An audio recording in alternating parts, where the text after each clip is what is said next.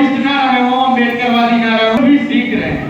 तो मैं बहुत बुद्ध जी के बारे में तो ज्यादा नहीं जानता, लेकिन मैं लगभग कक्षा 8 में पढ़ा था, तो मुझे उनके बारे में 2-3 पंक्तियां याद है कि बुद्ध बचपन से ही करुणामयी थे, करुणावान थे, उनके अंदर करुणा विद्यमान थी। एक बार ऐसा हुआ कि बुद्ध बहुत बड़े खानदान के राजा सुदेशक के पुत्र थे और उनके राज्य में बुद्ध तो कभी घर से बाहर निकलते ही नहीं थे। ऐसो आराम, अप्सराएं, गाना बाना, मतलब संगीत, हर चीज बुद्ध जी के लिए वो इतने बड़े पिताजी के लड़के थे कि किसी चीज की उनको कमी नहीं थी और वो घर से बाहर नहीं निकलते थे।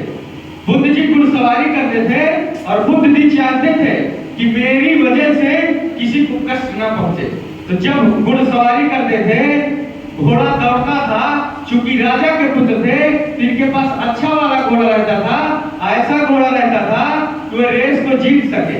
लेकिन बुद्ध जी जब रेस करते थे, घोड़ा दौड़ता था, घोड़ा के मुंह से झाग, जिसको गांव में कहते हैं फेसकुर, जब आ जाता था तो बुद्ध उस घोड़े को खड़ा कर देते थे। बुद्ध को दया आ जाती थी कि घोड़े के मुंह से झाग निकलने लगी और खड़ा कर देते थे। बुद्ध जीती हुई बाजी हार जाते थे। जब जीती हुई बाजी हार जाते थे तो बुद्ध ऐसे थे कि किसी को खुद जीत कर किसी को हराना नहीं चाहते थे। अगर बुद्ध जीतते, कोई हारता, अगर कोई हारता तो वह दुखी होता, और दुखी होता तो उसका मन दुखी होता। तो बुद्ध हारना पसंद करते थे पर किसी को दुख देना पसंद नहीं करते थे।